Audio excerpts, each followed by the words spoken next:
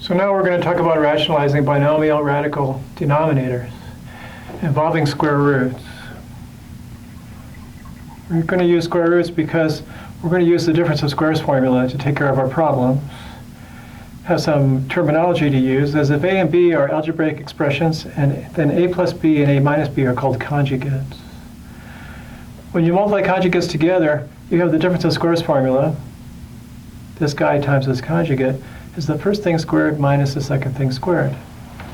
That difference of squares formula can be used to eliminate square roots in a binomial denominator if that's all that's there. So the plan is to multiply top and bottom by the conjugate. Use this difference of squares formula to square both of the terms. If the terms involve square roots, the square roots disappear. So here we go. So 6 over 5 minus root 7 gets multiplied by 5 plus root 7 over 5 plus root 7. Now what the difference of squares formula says, I get this thing squared minus that thing squared when I'm done. So in the denominator, I get this thing squared, which is 25, minus root 7 squared, which is 7. And 25 minus 7 is 18. Upstairs, I just have to multiply that out. I get 30, 6 times 5, plus 6 root 7. You might think we're done. Not quite. Maybe there's common factors here. I see a 6 among all these constants.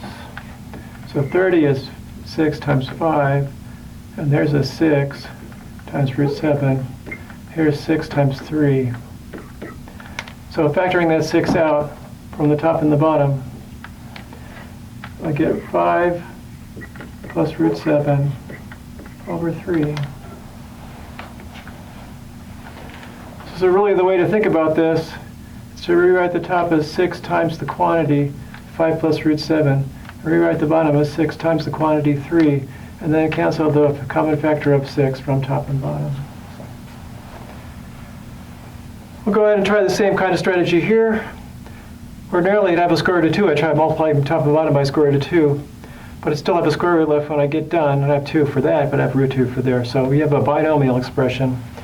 It's not going to help to multiply by a monomial that gets rid of one square root because it creates another one in another spot.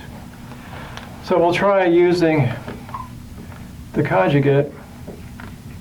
So that would be the same quantity with the opposite sign in between. There we go. And then in the denominator, I get this squared minus that squared. Root 2 squared is 2. 2 minus 1 is 1. That's convenient. Upstairs, I get 2 times root 2. That's 2. And then I get minus a root 2. So that's 2 minus root 2. We got it finished. So that's binomial radical denominators involving square roots. Mostly that's what you run into in practice. If you have to rationalize something, either it's a monomial, which we know how to do, or it's a binomial with square roots. And we'll move on. Getting close to the end of this section, moving on to the next slide. I'll see you in a couple minutes, and let's see what happens next.